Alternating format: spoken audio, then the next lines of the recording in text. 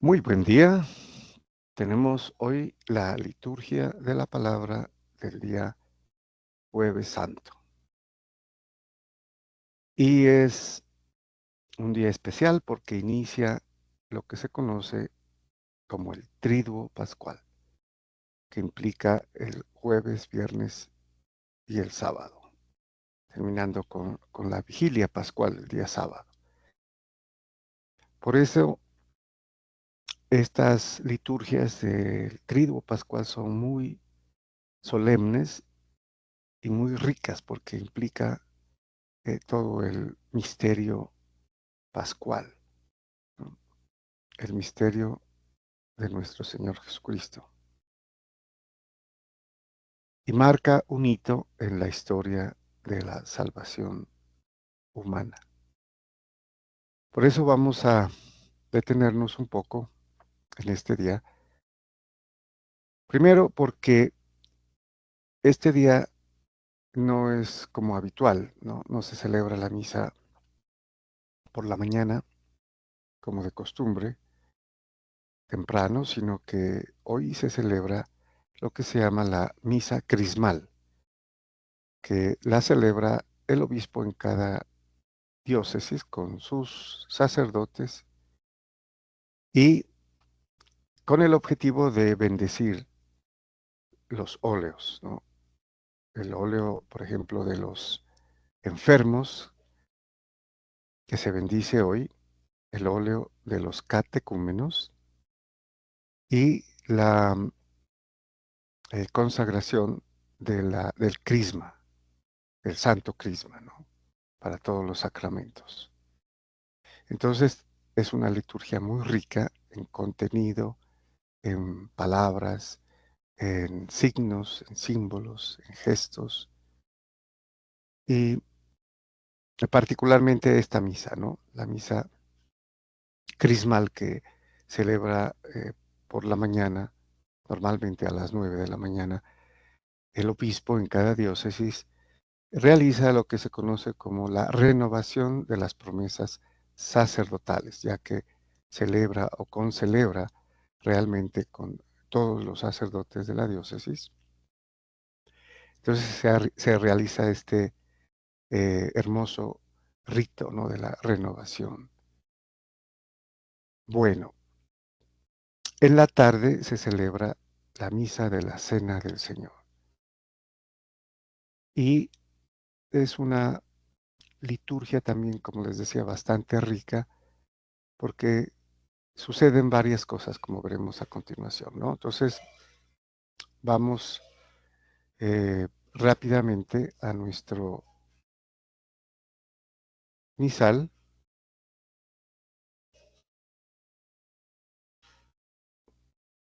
para empezar desde allí.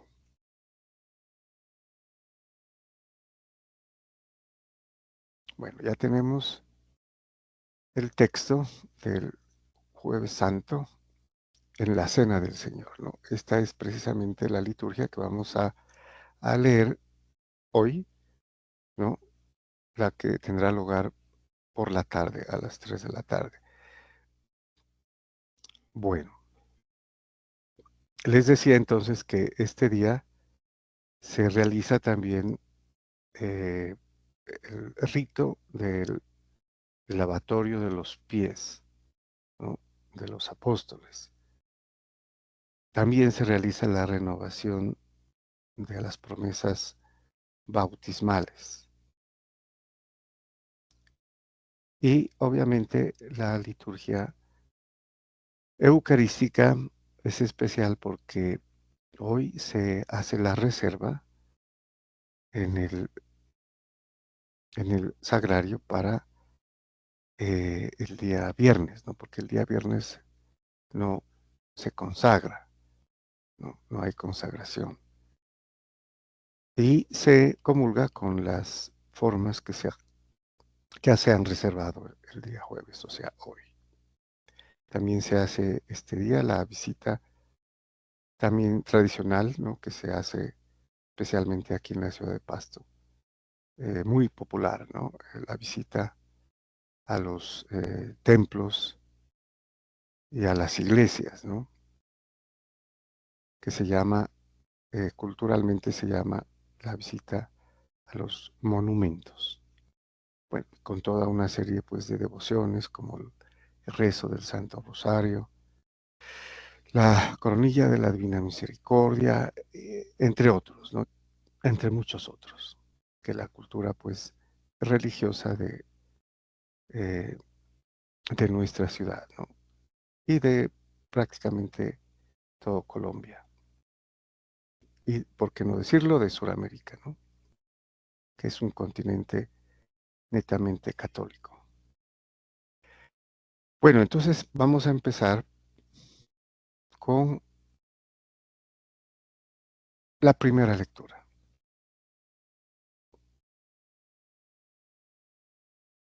Tenemos la lectura del libro del Éxodo, capítulo 12, versículos del 1 al 8 y del 11 al 14.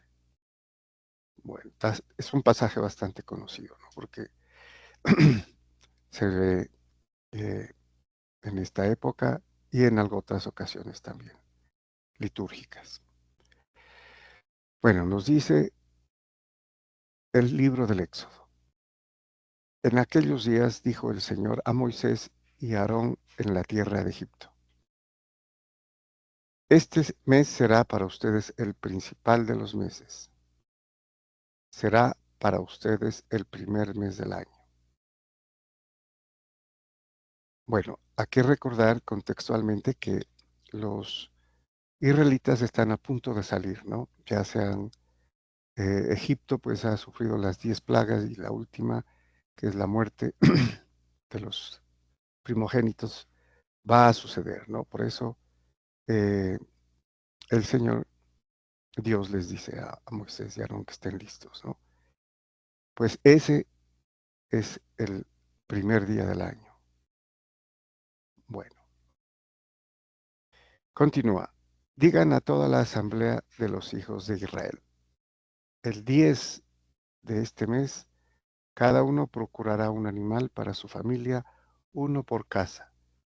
Si la familia es demasiado pequeña para comérselo, que se junte con el vecino más próximo a su casa hasta completar el número de personas y cada uno comerá su parte hasta terminarlo. O sea, era importante, ¿no? Comer todo hasta terminar. No se podía dejar nada. Será un animal sin defecto, macho, de 1 año. Lo escogerán entre los corderos o los cabritos. Lo guardarán hasta el día 14 del mes y toda la asamblea de los hijos de Israel lo matará al atardecer. Tomarán la sangre y rociarán las 2 jambas y el dintel de la casa donde lo coman. Esto es un simbolismo de la cruz, ¿no? Los israelitas sacrificaron el cordero y la sangre la rociaron en las 2 jambas y el dintel de la casa, que tiene una forma de cruz, ¿no? Las dos y la horizontal, 2 verticales y una horizontal. Bueno, esa noche comerán la carne asada a fuego y comerán panes sin fermentar y hierbas amargas. Y lo comerán así: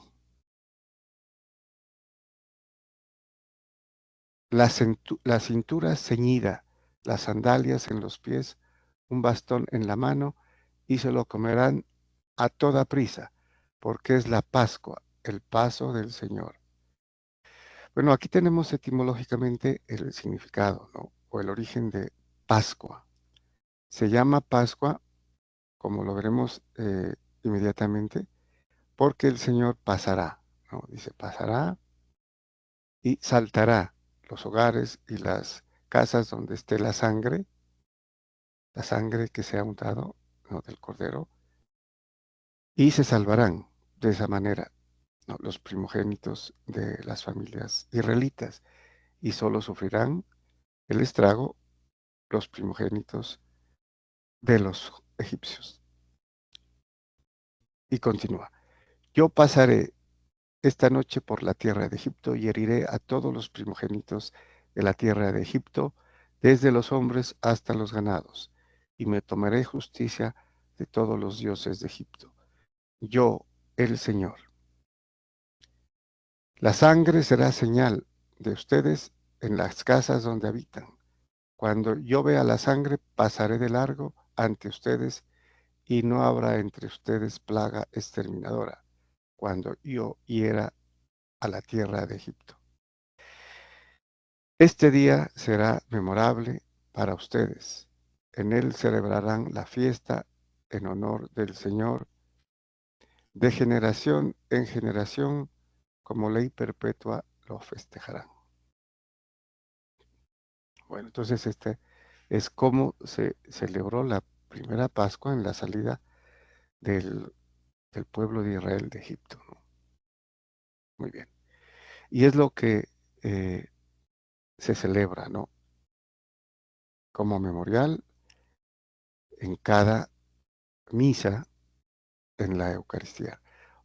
Obviamente con el centro ya nuevo y completo de la liberación que hace Jesucristo, el segundo Moisés, de la esclavitud del pecado. Muy bien, vamos entonces al Salmo. Tenemos el Salmo 116, 115, perdón. En la otra versión de la Vulgata es el 116, ¿no? El cáliz de bendición,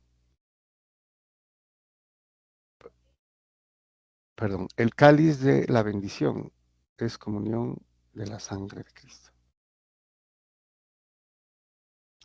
Bien, este es un responso ya según el nuevo evangelio, ¿no? La nueva alianza, a pesar de que es un salmo responsorial del Antiguo Testamento. Veremos a continuación por qué. Dice el salmista, ¿cómo pagaré al Señor todo el bien que me ha hecho? Alzaré la copa de salvación invocando el nombre del Señor. Bueno, aquí tenemos entonces un rito eh, de los judíos cuando celebraban después de la salida de Egipto, ¿no? Ya cuando se asentaron y especialmente ya conformaron todo lo que es la liturgia, ¿no? La liturgia judía, el rito y el culto divino, ¿no? Que se realizaba en el templo. Y después de sacrificar el cordero en el templo, ¿no? eh, cada familia celebraba y había un rito de las copas de vino que se hacían al final de la cena, ¿no? Ya cuando se comía el cordero, y una de ellas es la copa de salvación o copa de bendición. Y esta lo hacían iniciando con el papá, el jefe de la familia, ¿no? Y aquí lo dice, alzaré la copa de la salvación invocando el nombre del Señor. Es un rito litúrgico, ¿no? Muy completo, en el que está la cena y luego ya la alabanza y la acción de gracias realizado con vino, ¿no? Aquí está hablando de la copa de vino que se llama la copa de bendición. Bueno, y continúa. Mucho le cuesta al Señor la muerte de sus fieles. Señor, yo soy tu siervo, hijo de tu esclava. Rompiste mis cadenas, ¿no?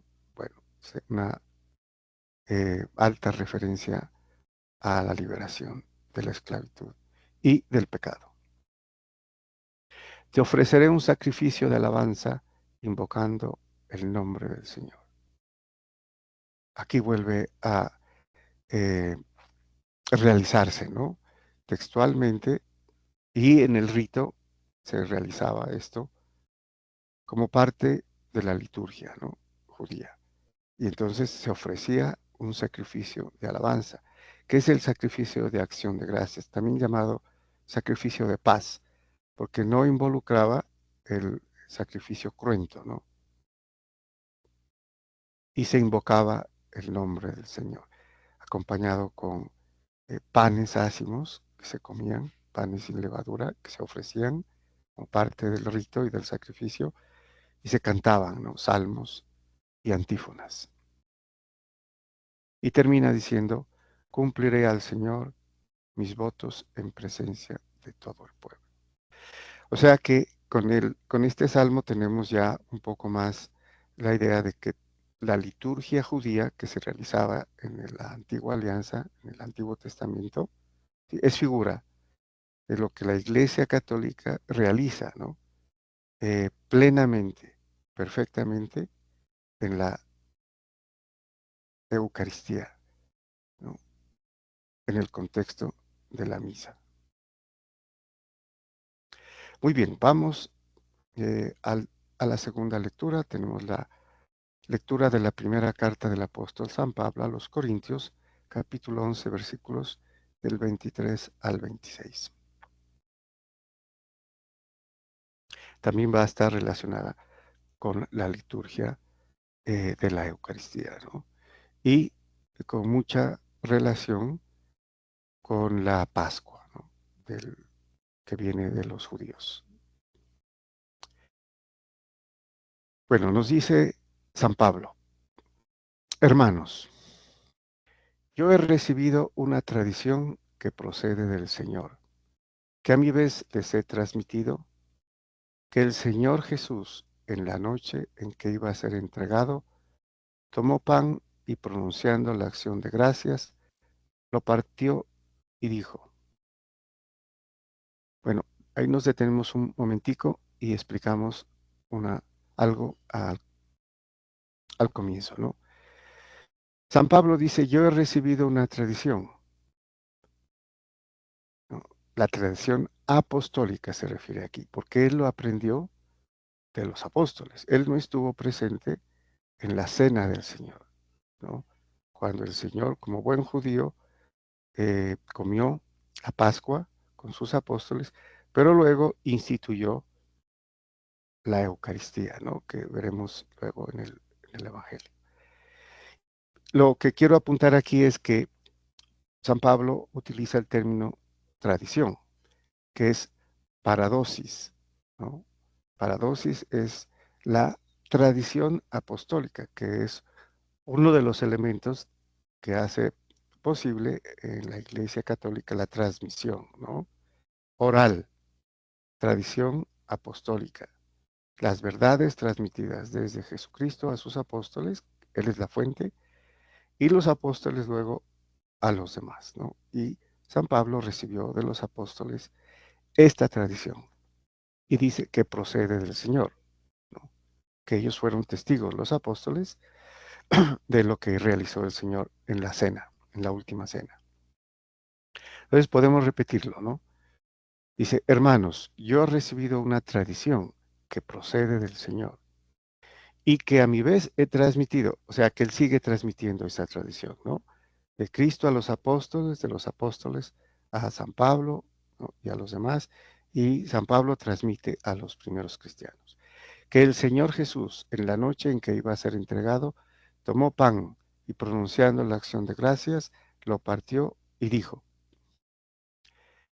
esto es mi cuerpo que se entrega por ustedes. Hagan esto en memoria mía. Bueno, podemos ver que este es un mandamiento, ¿no? Hagan esto en memoria mía y se lo dice a los apóstoles para que lo cumplan, ¿no? Y es el mandamiento que la iglesia ha obedecido desde el comienzo, ¿no? Desde el comienzo de la iglesia eh, empezaron a obedecer y a cumplir lo que les mandó el Señor. Hagan esto en memoria mía. Y esto se refiere a todo el rito que inicia el Señor al tomar el pan, ¿no? Al bendecirlo, al partirlo y al darlo y al decir, esto es mi cuerpo, que será entregado por ustedes. Y continúa, lo mismo hizo con el cáliz después de cenar, diciendo, este cáliz es la nueva alianza en mi sangre. Hagan esto cada vez que lo beban en memoria mía. Bueno, aquí hay una parte importante, es cuando dice, hagan esto cada vez que lo beban. Cada vez quiere decir que lo van a hacer muchas veces, ¿no? Y la iglesia enseña que es todas las veces, ¿no? Desde que el Señor lo enseñó y lo mandó hasta, como veremos más tarde, hasta que vuelva. Entonces, es algo que tiene que hacer la iglesia como mandato del Señor todos los días. Y por eso todos los días se celebra, ¿no?, la liturgia eucarística en la Santa Misa. En todo el mundo, ¿no? En todo el mundo. Más de 500,000 misas, eh, ¿no? Mal contadas, digámoslo así. Bueno, y termina. Por eso, cada vez que comen de este pan y beben del cáliz, proclaman la muerte del Señor hasta que vuelva. Bueno, aquí está bastante claro. Cada vez, insiste, ¿no? Cada vez que comen de este pan y beben de este cáliz, eso implica o se infiere que se lo va a hacer, ¿no? Muchas veces. Y como es algo eh, que no pasó, es el acontecimiento de Cristo, de su redención, su muerte en la cruz, ¿no? Es el único evento que no pasó a la historia, porque sigue, continúa, ¿no? Y la liturgia lo actualiza cada vez que celebra la liturgia de la Eucaristía en la Santa Misa. ¿Sí? Es el único evento que ocurrió hace más de 2000 años y que no quedó en la historia como una sola ocasión, porque continúa, ¿no? Hasta que vuelva, dice, ¿no? Volvamos a repetir. Por eso cada vez que comen de este pan y beben del cáliz, proclaman la muerte del Señor hasta que vuelva. Y dice la muerte, ¿no? Dice la muerte. Por eso San Pablo dice en varias oportunidades, yo anuncio al Señor crucificado, ¿no? Entonces el evento trascendental es la muerte y la liberación de la esclavitud del pecado que realizó nuestro Señor Jesucristo a toda la humanidad y que luego obviamente resucitó y que ese evento se actualiza, ¿no? La muerte y la resurrección en cada misa, en cada liturgia eucarística, en cada liturgia de la palabra, obviamente también. Bueno, y terminamos con el Evangelio. Hoy, precisamente en la misa de la Cena del Señor, se leerá el Evangelio según San Juan, capítulo 13, versículos del 1 al 15. También es un pasaje bastante conocido. Nos dice San Juan, antes de la fiesta de Pascua, sabiendo Jesús que había llegado su hora de pasar de este mundo al Padre, habiendo amado a los suyos que estaban en el mundo, los amó hasta el extremo. Aquí habría que enfatizar, hasta el extremo, o sea, extremadamente, el clímax, ¿no?, del amor. Nos amó hasta el extremo. Estaban cenando. Ya el diablo había suscitado en el corazón de Judas, hijo de Simón Iscariote, la intención de entregarlo, y Jesús, sabiendo que el Padre había puesto todo en sus manos, que venía de Dios y a Dios volvía, se levanta de la cena, se quita el manto y toma una toalla, se la ciñe, luego echa agua en la jofaina y se pone a lavarlos los pies a los discípulos, secándoselos con la toalla que se había ceñido. Bueno, en eso consiste lo que se va a realizar, ¿no?, en la cena, en la misa de la Cena del Señor. Es el lavatorio de los pies de los apóstoles, ¿no? Y tiene obviamente un significado importantísimo. dentro de lo que es el rito de la ordenación sacerdotal también, ¿no? Bueno, llegó a Simón Pedro y éste le dice, Señor, ¿lavarme los pies tú a mí? En otras versiones dice, nunca me lavarás los pies, ¿no? Obviamente por eh, la importancia que tenía Cristo, ¿no? Y el rebajarse a lavarle los pies, San Pedro le dijo, ¿tú lavarme los pies a mí? Está estupefacto, pero es precisamente ese el efecto que quiere conseguir el Señor Jesús, ¿no? Que lo veremos a continuación. Jesús le replicó, lo que yo hago, tú no lo entiendes ahora, pero lo comprenderás más tarde. Pedro le dice, no me lavarás los pies jamás. No, aquí lo dice entonces. Jesús le contestó, si no te lavo, no tienes parte conmigo. Simón Pedro le dice, Señor, no solo los pies, sino también las manos y la cabeza. Bueno, ahí conocemos el temperamento de San Pedro, ¿no? Pero aquí reacciona, ¿no? Ante la, la advertencia, ¿no? De que no tendrá parte conmigo. Entonces él dice, se excede, exagera, dice, no, también los pies y la cabeza, las manos también, ¿no? Bueno, Jesús le dice, uno que se ha bañado no necesita lavarse más que los pies, porque todo le está limpio. Pues aquí habla del otro baño, ¿no? Sí, del baño del, del pecado, del baño interior. Y así es consistente con lo que había dicho a sus apóstoles, ¿no? Nada que entre de fuera hace impuro al hombre, sino lo que sale de él. Aquí él le dice precisamente uno que sea bañado, que es lo que está haciendo él, ¿no? No necesita lavarse más que los pies, porque todo él está limpio. También ustedes están limpios, aunque no todos, porque sabía quién lo iba a entregar.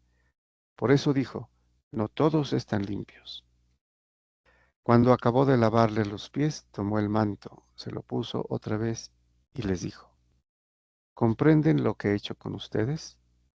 Ustedes me llaman el Maestro y el Señor, y dicen bien, porque lo soy.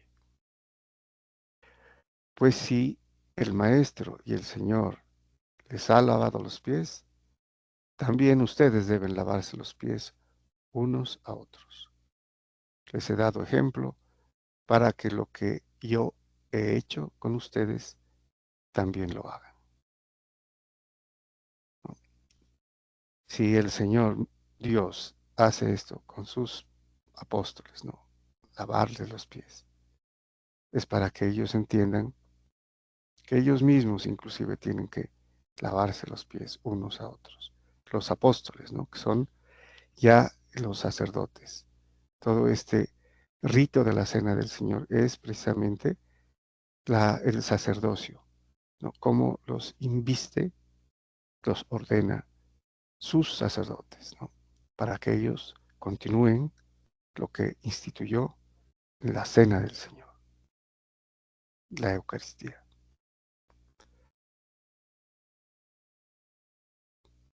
Muy bien, muchas gracias y bendiciones.